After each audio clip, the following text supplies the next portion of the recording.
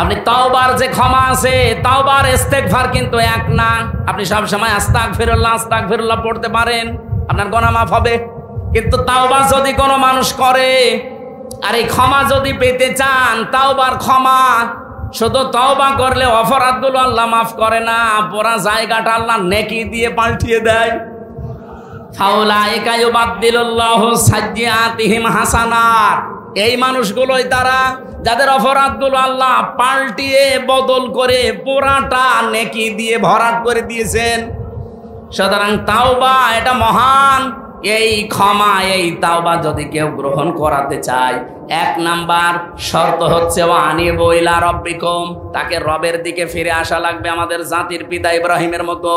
ওয়াসলিমু লাহু মিন ক্বাবলি, আত্মসমর্পণ করা লাগবে ইব্রাহিমের মতো।